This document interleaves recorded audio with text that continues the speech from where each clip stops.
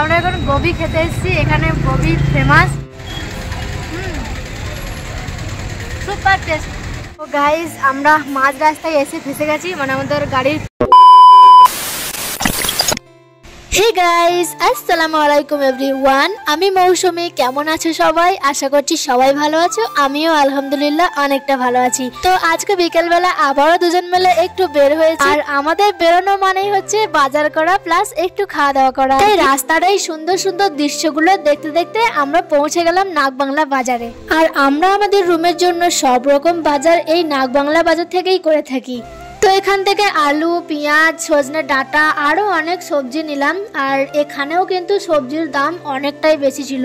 অল্প কয়েকটা সবজি নিয়েছিলাম, তাই 500-600-র ওপর দাম হয়ে গিয়েছিল। এখানে এক ঝোলা বাজার করতে গেলে মনে হয় 1000 টাকা লেগে যাবে, কিন্তু আমাদের বাংলাতে প্রায় 400-500 টাকার মতো সবজি বাজার করলে এক ঝোলা বাজার হয়ে যায়। और क्या चाहिए? सब कुछ नहीं, पूरा हो गया कंप्लीट। लहसुन लहसुन लहसुन चाहिए? लहसुन हाँ नहीं चाहिए, घर में है। हो गया। हो गया।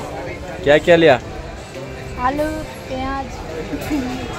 মোটামুটি আমাদের বাজার করা কমপ্লিট হলো। এবার আমরা মাংস দোকানে যাবো, মাংস কিনবো, তারপরে একটা খাবার দোকানে যাবো, কিছু খাওয়া দাওয়া করবো, তারপরে বাড়ি যাবো।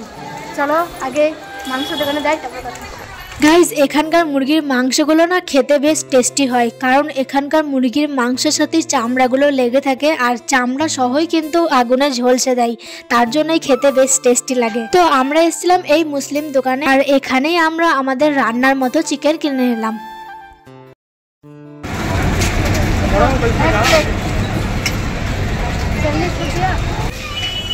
वन प्लेट 40 টাকা।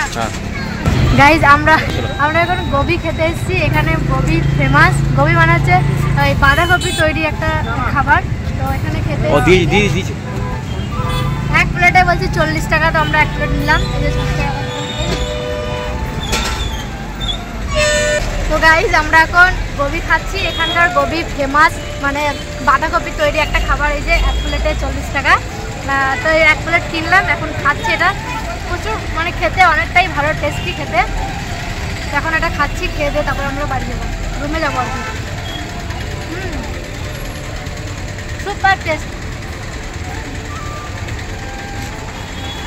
যাই হোক, খাওয়া দাওয়া কমপ্লিট করে এখন আমরা রুমে যাওয়ার জন্য রওনা দিলাম। আর তারপর হঠাৎ করে মাঝ রাস্তায় আমাদের সাথে এটা কি হয়ে গেল দেখো গাইজ। আমরা তো ভাবতেই পারি নাই যে এইরকম হয়ে যায়। গাইজ আমরা মাঝ রাস্তায় এসে ফেসে গেছি, মানে আমাদের গাড়ির পেট্রোল শেষ হয়ে গেছে। মাঝ রাস্তায় এসে ফেসে গেছি, মানে আমরা ভাবতেই পারি না যে হঠাৎ করে গাড়ির তেল শেষ হয়ে যাবে।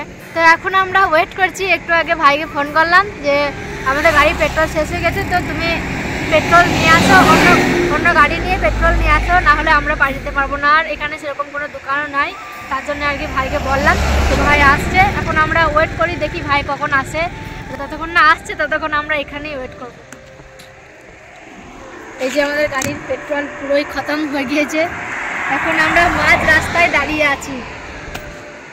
এখানে ভাইকে আমরা আমাদের লোকেশনটা পাঠিয়ে দিচ্ছিলাম, আমরা কোন জায়গায় আছি, যাতে ভাইয়ের খুঁজতে অসুবিধা না হয়, তার জন্য এখানে ভাইকে আমরা লোকেশনটা পাঠিয়ে দিলাম। আর লোকেশনটা দেখে তোমরা হয়তো বুঝতে পারছো যে আমরা কোন জায়গায় আটকে গেছি। তো তারপরে ভাই চলেও এসেছিল পেট্রোল নিয়ে, আর সেই ভিডিওটা আমি করেছিলাম, কিন্তু এডিট করার সময় দেখছি ভিডিওটা নাই, হয়তো ডিলিট হয়ে গেছে কোনোভাবে। তো চলো আজকের এই ভ্লগটা এই পর্যন্তই। ভিডিওটা কেমন লাগলো অবশ্যই কমেন্টে জানিও। দেখা হচ্ছে আবার নেক্সট ভিডিওতে। Tata, bye bye.